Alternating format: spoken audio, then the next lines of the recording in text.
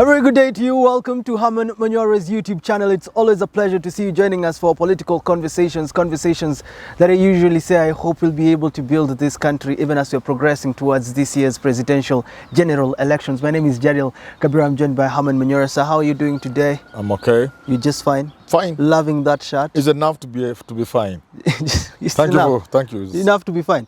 Well, sometimes people do ask me sometimes, how is it working and dealing with Manyora? People fear you out there. Why? People fear you, think that you control this country. No, I'm somebody called me deep state on TV yesterday, the other day. Is it yesterday or when? Yeah. Citizen TV, I think. What wanakuogopa? People asking Manyora, we didn't know you are deep state. How would you deep state is this? Okay, this I wouldn't be this poor man if I was deep state. Deep state are people with deep pockets. Okay, let me tell people where you got this shirt. It's from Odonga David, Hakika 10,000 Designs. I'm telling you, you had that one written HB Manyora. Yes. I liked that one. The People Manyora were one, asking yes. for it. And then you have this one. I saw Richard with another one. Yes, that's Odanga. He's a good guy. Where did you meet Odanga, by the way? Well, he's a businessman and I'm a public figure, so somehow we must meet. Okay. And I have undertaken to help him market his products. And the products are being received very well. Go and search Hakika Designs 10,000. The number is down below if you want this kind of t-shirt, kind of shirt. If you want anything that you can put on anywhere, look for Hakika 10,000 Designs by Odanga David. Let's get into today's political conversation. I was looking at an article where Mudhama said that he doesn't feel comfortable with Mutua inside Kenya Kwanza. Speaking of him not being comfortable with the way he governed Machakos County. And I'm just thinking, how does this look for Ukambani region, specifically for Ruto when it comes to campaigning there? I heard there's a guy who was unwell in hospital, but he left the hospital to go to Karen when somebody from his area was being received by Ruto. Huh? Yeah, I heard that. Hey. Some of these things, of course, this is a season for even rumors. Yeah. But that's what so. I would not be surprised if Mudhama would do certain things just to show that he's unhappy with the intro for Alfred Mutua. Certainly, he wouldn't be very happy. But he's the UDA chairman. Him saying that means a lot. What do you think it means for Ukambani now? But you saw recently when Kalonzo was trying to come on board. Yeah. The three governors were not happy. Okay. You saw it? Yeah. So it happens. It happens. Maybe Mudhama may not be happy. Are we likely to see some kind of fallout within Kenya Kwanza as we did with Alfred Mutua and all these press conferences they had together with Kivuda Kibwana? Well, it is possible. I mean, again, it may not be possible. Maybe this is the end of it. Maybe they'll still have to... We are yet to see things. If you ask me, the election is yet to start. Okay. It's just a bad though. We will see things, and I've said it. But again, I could be wrong. My reading of the situation could be wrong. But if my reading is right, there are going to be heavy moves. Starting from the time the running mate is named next week. That's when the elections will begin. After the running mate? Oh, yes, election will begin immediately after the running mate. Then you'll begin to see elections. The politics are going to The politics of it all, the games, the strategies, the tactics from next week. But what are we looking at in the country? When you look at the political parties tribunal, dispute tribunal, coming and saying that Alfred Mutua's party, together with PA, cannot leave Azimio One Kenya Alliance Coalition Party. They're saying that they did not file their complaints early enough. They did not do enough to solve their disputes within the coalition party. What are we looking in the country when you see Alfred Mutua campaigning for Kenya Kwanza and still being in Azimio coalition? Nothing will happen to them. We have shown Aisha Juma has been with Ruto despite being ODM. There was Malala, there was Sozi and many other examples. I don't think we are ready to play honest, decent politics. We are happy to be in the mess that is the political ecosystem in this country. Because in countries where people are serious, surely the moment you do what some of these guys do, you can even be taken to court. Okay. Yeah. So is this kind of confused kind of thing is what we're going to see within our politics till the end? Yeah, you know, right people now, move from here to there, confusing. they will talk. But if they were attempting to do something, like there was talk Kalonzo Musyoka would run, that is where he will meet the law. Because he will not be allowed. To run for president. No, So that's out so of... you are within Azimio. Unakuja kama nani? But he can also take the Mutua way and leave Azimio. You can just talk from the market. Yes. But you cannot actualize it. You cannot. If Ruto purported to sign something with Mutua, if you got hold of that document, which Mutua was holding, if you got hold of that and you are able to prove before court that it's a genuine document, then Mutua will be in trouble with the law. So do you think Kingi is right to say that it is okay for them to shift to Kenya Kwanza because one is a coalition and the other is a coalition party? Do you think we are going to have these disparities? Is there a loophole legally for us? That's not acceptable. Actually, there would be sanctions. If I'm the registrar of political parties, I'll look at their book properly and there will be sanctions. Is it enough to say you cannot belong? You know, there must be consequences. If we want to move ahead as a country and join the community of developed nations, that certain stupid things we must stop doing. Okay, I'm asking because this is new for our country. Yes. When you look at this coalition parties, our constitution, are we going to see a lot of interpretations that are going to lead to all this, or is our constitution ultimately the interpretation that matters is that from the registrar of political parties? And if you are not happy with that interpretation, then it's the courts. The courts that now will have to deal with this. But what I'm saying, there must be consequences. Consequences to deal with the life. Yes. Now let's talk about Kalonzo Musyoka. He went for the interviews despite calls from people from his party not to go to the running mates interview within Azimio One Kenya coalition party. The stature of him, according to Kenya Kwanza, has been demeaned. He shouldn't have appeared to that. When you look at what is happening there, has his stature been demeaned, or are we going to see Kalonzo being named running mate because there are talks that is Uhuru who persuaded him to go there? You know, politicians always say this tomorrow, do the other. And this is common with politicians across the world. You do not demean yourself by attending an interview like the one of Azimio. No, you don't demean yourself. So it was just a normal thing. You should have. You can actually go there. I have attended interviews where I have gone to tell people off. Sometimes I've paid for it. I tell them, what are you trying to ask me? You don't even know a quarter of what I think I should know about this thing. Go to hell.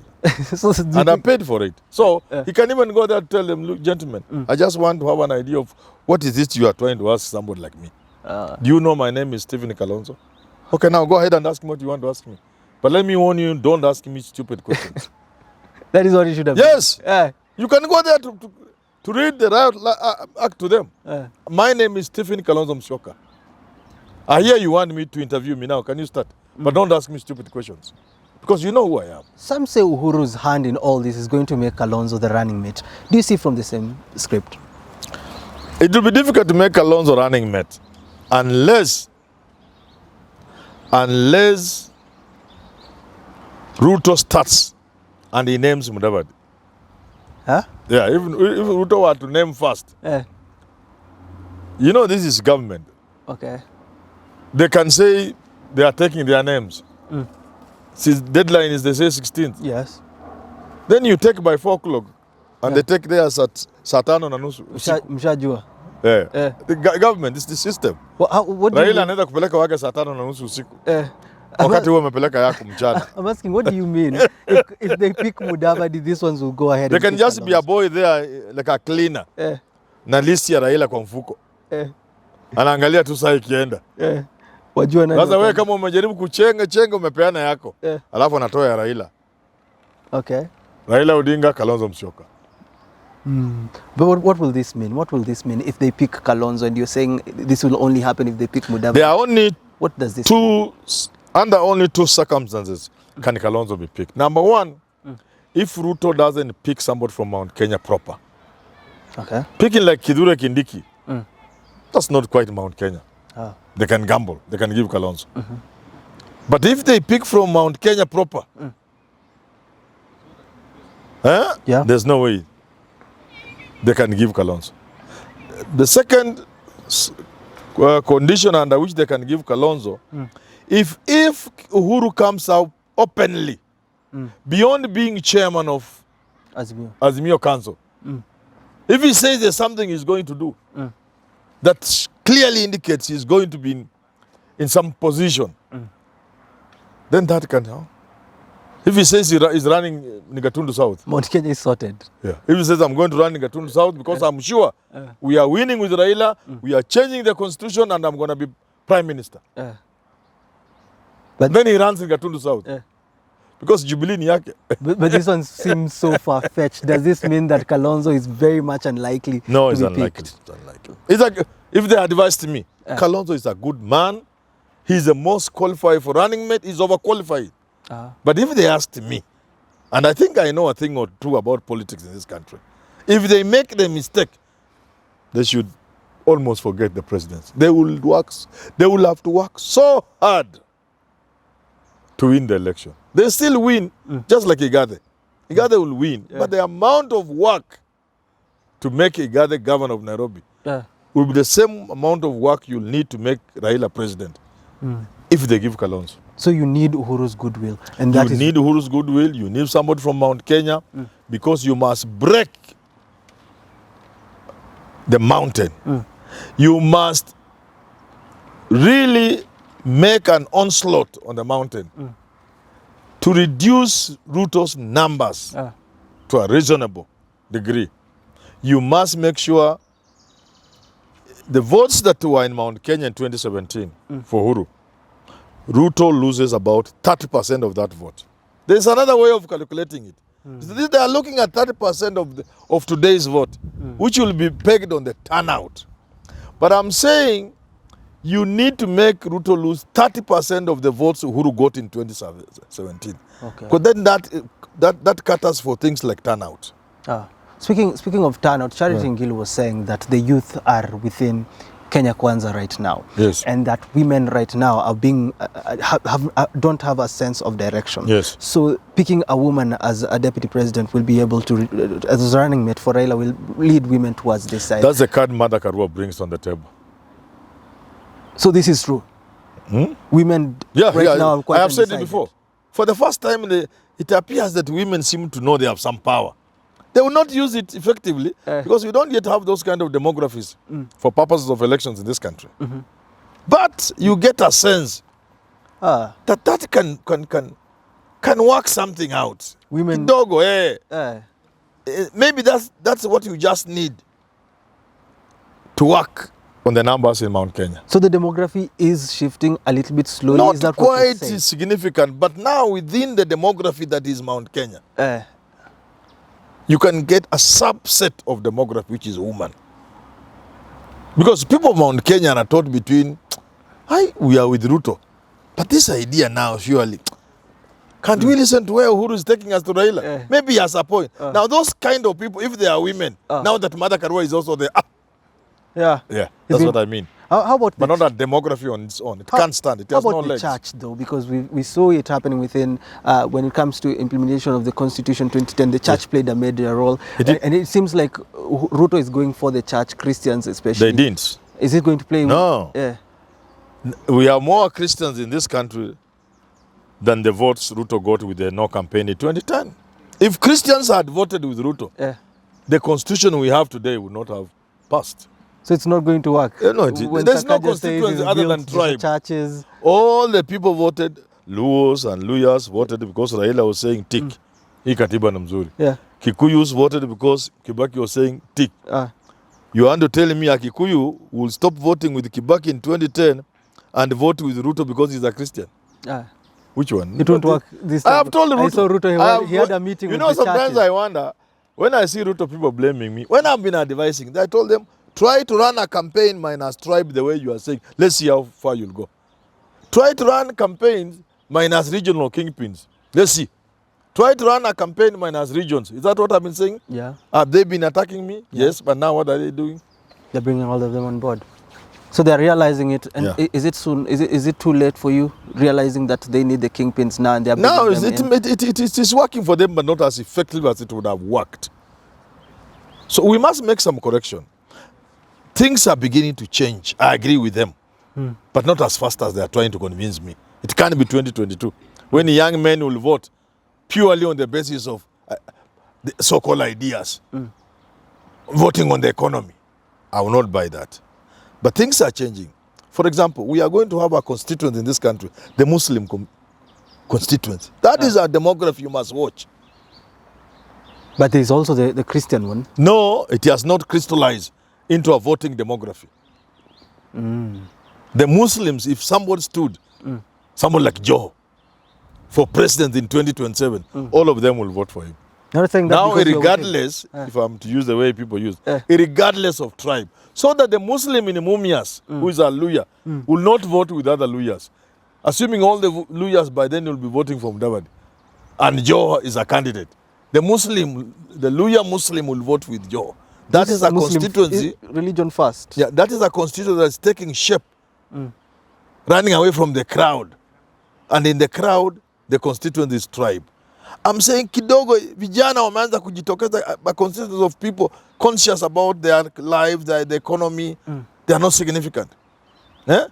Women, they are not significant. But within the context of a demography like the Mount Kenya tribe, if they don't have anything else to go by, they don't have their own as a candidate, Mother Karua can be convincing, or Sabina Chege. And can fuel. It's a woman. Mama ambia watu wake tuende tupigie Yes, huyo. just like saying nominations, we don't have to keep special seat for youth or disabled. If we are looking for gender, you can't miss a disabled woman. You can't miss a young man of a certain category. Okay. That's what I mean. Yeah. Okay, let's wind the conversation there. Thank you so much for tuning into today's political conversation. It's been about everything that is happening within the country. And yes, if you want to know who brought this shirt to Prof, he's called Odanga David from Akika 10,000 Designs. Please go ahead and check them out. Call the number down below so that once a new call the number so that you can get your shirt for yourself, and click the notification bell so that once a new video comes up, you become the first one to view it. We do have these conversations again. Thank you so much. Thank you for your subscription, and thank you for sharing our videos. Prof, we've realized we're trending nowadays. You're trending. Kila siku. Oh, good. That's good. We thank our viewers. We're trending and every ask day. them to subscribe. We want to hit 100,000 views. Yeah. Some people say, oh, you are looking for a number so that you get... No! Hey. It is just for... And to make the message reach. reach. The message reach people.